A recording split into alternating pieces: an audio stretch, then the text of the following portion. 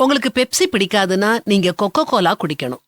உங்களுக்கு 7 பிடிக்கலனா நீங்க ஸ்ப்ரைட் அருந்தணும். அதுதான் விதி. இது பன்னாட்டு அரசியல்னா உள்நாடும் இப்படித்தான்.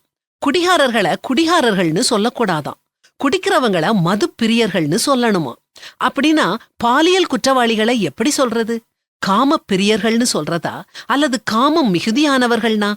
எப்பொழுதாவது குடிக்கிறவங்களுக்கு பேரு சோஷியல் ட்ரிங்கர்ஸ், அதாவது சமூக குடிகாரர்கள். அப்படின்னா எப்பொழுதாவது களவு செய்றவங்களுக்கு என்ன பேர் சொல்றது?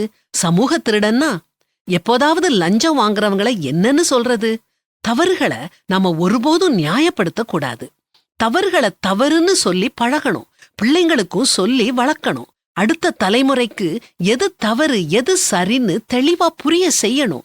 எதுவுமே தவறு இல்ல அப்படிங்கிற மனோநிலையில அவங்க வளர்ந்துகிட்டு இருக்காங்க. இது இப்படியே போனா கொலைகாரங்களும் கொள்ளக்காரங்களும் லஞ்சம் வாங்குறவங்களும் தங்களுடைய தரப்பு நியாயமானதுன்னு வாதிடும் சூழ்நிலை ஏற்படலாம். அதையும் நாம பரிசீலிக்கும் நாளும் வரலாம். அறமற்ற செயல்கள் ஒருபோதும் அறமாக மாறிவிடாது. அறத்தை நம் பிள்ளைங்களுக்கு சொல்லிக் கொடுப்போம். ஒவ்வொரு செயலிலும் சரியும் தவறும் இருக்குதுன்னு அவங்களுக்கு சொல்லி கொடுத்து வளர்க்கணும். உண்ணும் உணவு அறமா? உடுத்தும் உடை அறமா? சொல்லும் வார்த்தை அறமா? செல்லும் பாதை அறமா? சேர்க்கும் செல்வம் அறமா? அனுபவிக்கும் இன்பம் அறமா? கொண்ட கொள்கை அறமா?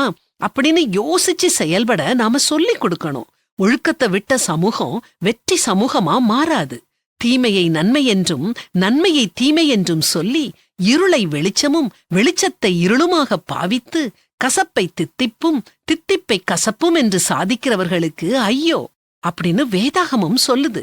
கவனமுள்ளவங்களா இருப்போம். நம் பிள்ளைங்களை கவனத்தோட வளர்ப்போம்.